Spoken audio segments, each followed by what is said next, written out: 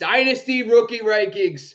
We're getting closer and closer into the season start. And I can tell you right now, we got some bold takes today. Today's time, I'm tired of the rankings. I'm tired of talking about must-have players. We're here to make some bold predictions, folks, on today's show using Dynasty rookie rankings and our main man, Paul Blake. Before we do, we want to make sure you follow us across the board at Razzball Fantasy on YouTube, IG, and TikTok. We have a bunch of stuff going on all season long. More importantly, guys, we were trying to get to 1,000 subscribers. Hit that subscribe button and join us Sunday live show from 8 a.m. to 10 a.m. PST. We will be there for 2 hours answering start-sit questions all season long. But also make sure you go to Razzball.com. We have great articles coming out every day now. We have new tools and resources you need to win your fantasy league. If you got a draft this weekend, we have the ADP price tool. Figure out where every player is going on each site and when you should pull the trigger on that player. All right, that's enough. Let's start the show.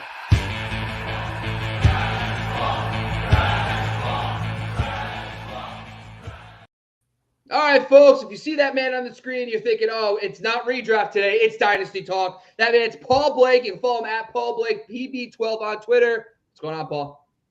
Not much, Bobby. Nice to see you. Once again, just excited for the season. It's finally almost here.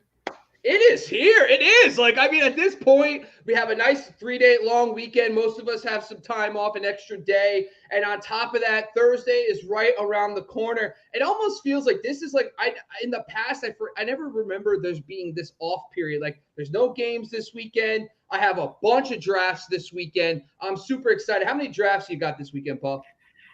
So right now I've only scheduled for 3 because they're starting to kind of winnow down here. I've got a lot of the haze in the barn so far, so to speak, but 3 left, and one of them's a real big one from a local home league that we've had going for 25 years now. So really stoked for that. I'm sure I'll be perfectly sober by the end of that thing. Oh man, I can't wait. Honestly, fantasy draft season, when I tell you, every night, starting like Saturday, I got a draft basically every day. I'm super stoked. Today, though, we're going to talk a little bit about some bold predictions. You know, a lot of people these days are, oh, wow, it's a ticker. I don't even know why I did that, folks. Sorry. There we go. It's bold predictions. All right. So today we're really talking about, I gave Paul Blake an assignment. I was like, I need to, now that we know all the information, we know the cuts, we have the guys that are still on the team, we had some interesting players that were waived by their teams, and we've seen the starters play, we've seen who didn't play, we know everything we know up until this point. So I asked him to give me some 5 bold predictions / takes. Basically, today's show is which player A would you draft over player B, who in most consensus rankings would think you're crazy. So that's the assignment. We're trying to figure out, Paul Blake's going to give us some of his bold takes, players that you should draft in Dynasty ahead of players that are consensus higher than them. So let's start at the top. This one's kind of obvious. The hottest of hot. Dameon Pierce over Kenneth Walker. Tell the people why you should draft Pierce over Walker in Dynasty, not just 2022. Yeah, so I've got him over. I've got Pierce over Walker in both Dynasty and redraft. I think it starts just with a good start out of the gate. First of all, Pierce is healthy. Kenneth Walker is not. He's got a sports hernia, and with the NFL head coach's propensity to kind of downplay injuries, Pete Carroll, of course, says, "Oh, no worries, everything's okay."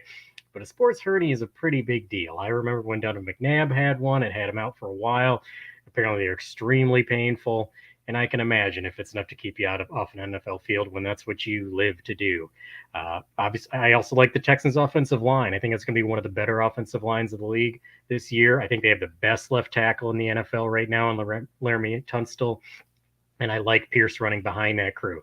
I also feel there's less competition. I do like Rex Burkhead. He's one of my favorites, one of my favorite players of all time. But he's probably going to catch a few passes and then probably eventually get, passed over by Dameon Pierce.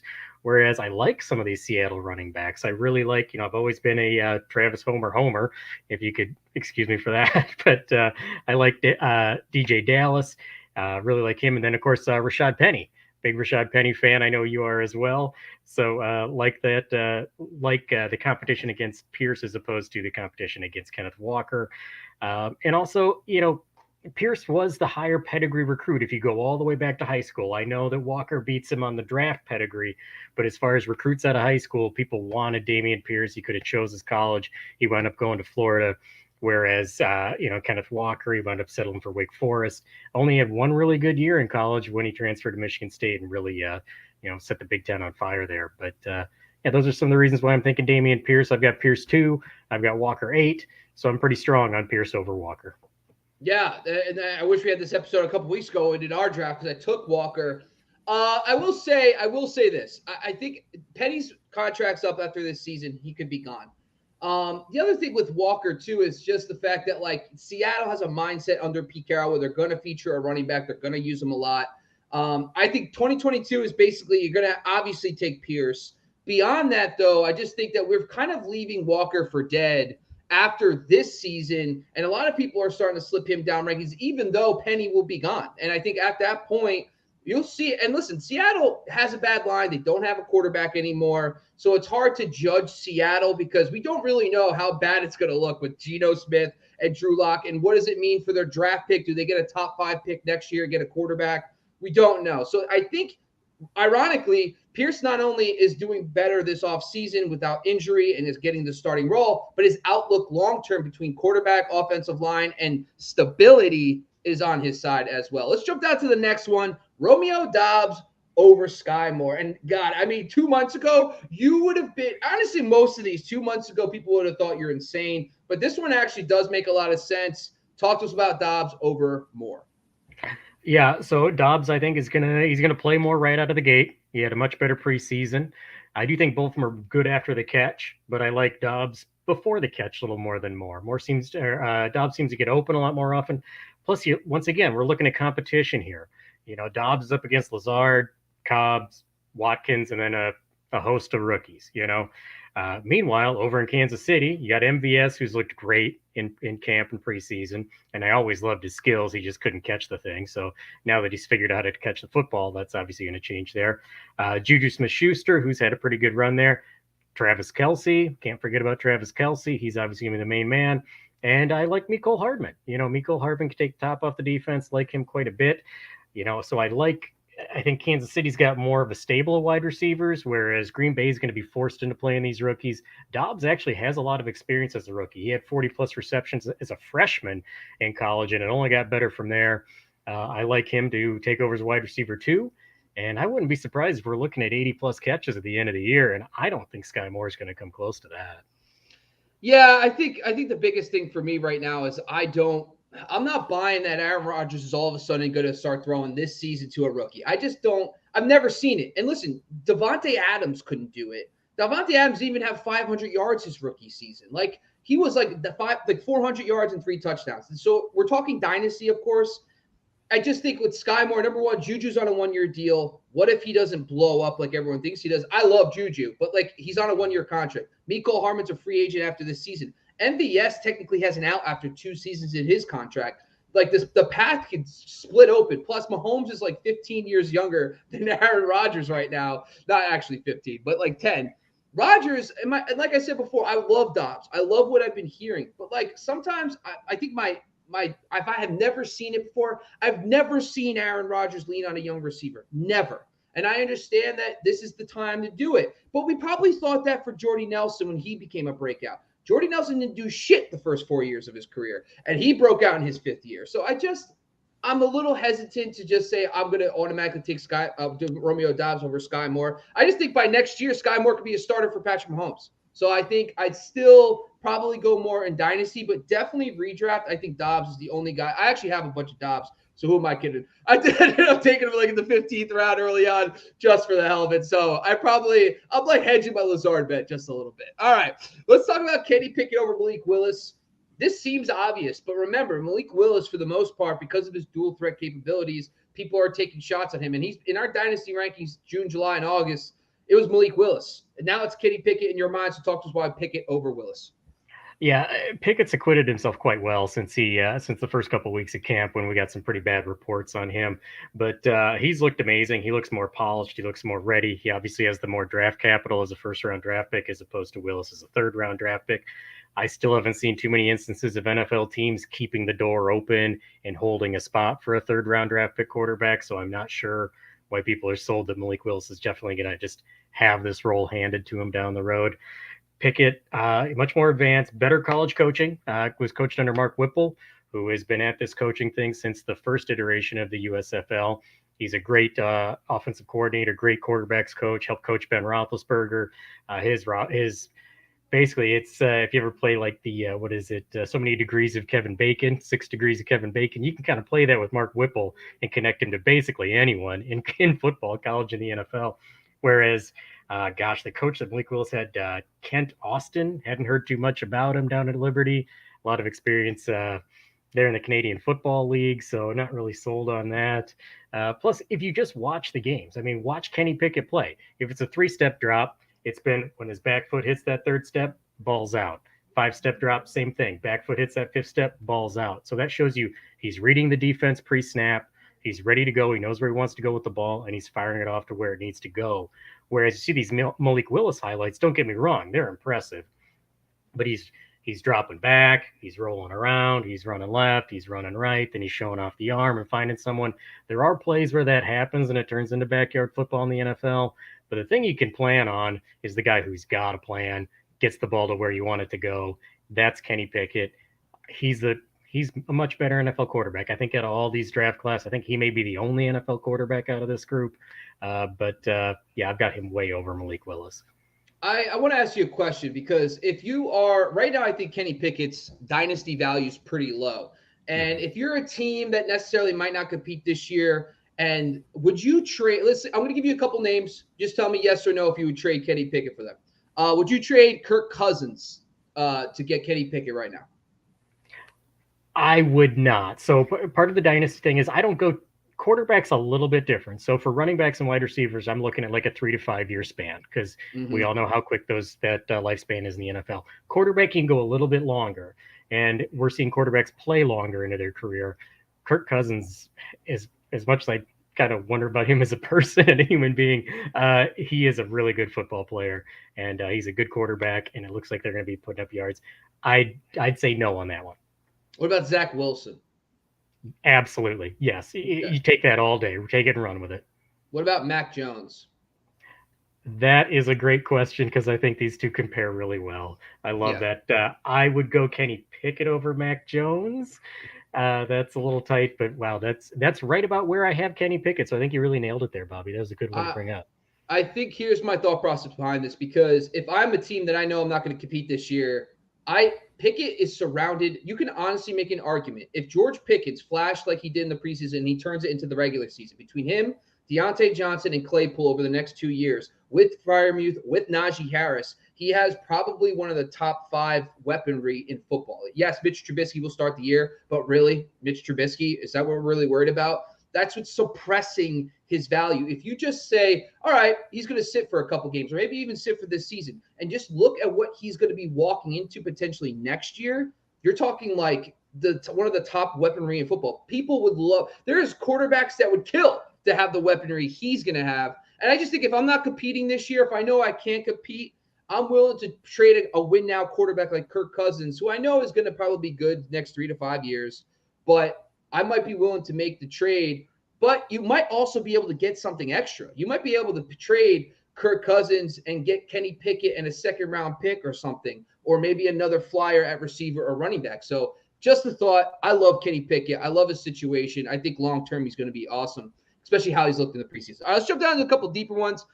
Some tight ends. Isaiah Likely, who's just absolute camped all the dude. Isaiah Likely won me, I think it was $250 on preseason DFS. It was quite awesome. I love every second of him. All in. And Greg Dulcich, who is the Denver Broncos tight end, who started getting a little buzz in training camp, but has kind of been injured and hasn't really stood out since. So what's your thoughts behind Isaiah Likely over Greg Dulcich, knowing Mark Andrews is under contract for a very long time? Yeah, so there is that point with Mark Andrews, but I think, and I think I mentioned this before, that I think Baltimore's going to be searching for pass catchers. You know, I'm not completely sold on Rashad Bateman. I mean, they bring in Demarcus Robinson at the end of camp, and all of a sudden he looks like one of their top 3 guys. That's an indication that when you pick someone up off of a base, essentially almost release, just kind of set aside from the Raiders, and you pick him up and he's immediately a top 3 receiver, you may have some issues at that pass catching group. And I think that, they're creative enough where they can get Likely involved. He wasn't brought there to block anyway. I wouldn't be surprised if he's on the field with Mark Andrews, there to catch passes. And if you get Mark Andrews gets injured, now all of a sudden you've got a team who loves to throw to the tight end, and a tight end who's looked amazing in camp. I mean, after we talked about him, what was that one Sunday? He went out and played Sunday night, and I think he had like 10 targets, caught 8 of them for over 100 yards. I mean, that was awesome. Yeah, I agree on that. Listen, I think the biggest thing for me too is if I'm looking at this from an analysis standpoint, it's very, very, very tough for two tight ends on the same offense to both be fantasy factors. Yes, you could look at the Eagles. The Zach Ertz and Dallas Goedert for a couple of seasons. That is a loophole. That's because they had nothing at receiver. Like, they're still going to have Rashad Bateman, who's a legit talent and a first-round pick in his own right. And they have a quarterback who's very mobile. They're going to be featured on the ground. I just think that from my perspective, if I'm a Mark Andrews dynasty owner and I didn't get Isaiah Likely, I am making a call today. I am calling them, and I will pay up. And I don't care if I'm losing, quote unquote, the trade, but I will have the most high-end handcuff and tight end ever. Because in Dynasty, you're not sitting Mark Andrews. You're playing him every time he's healthy. So you're never going to play Isaiah Likely, most likely, and no pun intended, but you're not going to probably even use your backup. So if you have a backup tight end that's technically higher up in Dynasty than Isaiah Likely, trade him, just get Likely. You're always going to play Mark Andrews anyway, and you can always find a flyer if you have a third or fourth option for that 1 week Andrews is out. All right, let's go to the last one. Jaylen Warren, we talked about him a couple times. Steelers backup running back has kind of made a strong push to be the RB2. I know we talked on the show last time. You said that you were a little concerned Benny Snell got the first snap. He was in there. But Jaylen Warren's really kind of risen up draft boards. And now Pierre Strong, who we kind of thought was the heir apparent of James White, doesn't seem likely there. So why is it Warren over Strong now in drafts? Well, Warren has just looked so much better in the preseason than Pierre Strong. And I liked Pierre Strong before the draft. I liked him after the draft. I was honestly a little bit surprised that they being the Patriots, decided to cut Kevin Harris instead of Strong, because Harris had a better preseason than Strong did. So hopefully maybe they're thinking he's going to wind up on the practice squad, which, by the way, I do have a lot of running backs on here that did wind up on the practice squad. I'd still be interested in those guys. Practice squads are now 16 players deep in the NFL, which is, I mean, that's a deep group there. And you look at a guy like Tyler Goodson. I mean, if Aaron Jones gets injured, it's not like they're going to bring up Patrick Taylor to do that. They're probably going to put, Jones on the pup, and then they're going to bring up Goodson from the practice squad. Getting a little bit off topic there, but Warren is amazing. I really liked him. He's been much more elusive, much more of the tough to tackle group than Pierre Strong, who's looked a little bit lost. And I was honestly a little bit worried about that coming from South Dakota State, because the Jackrabbits, they don't really play top notch competition.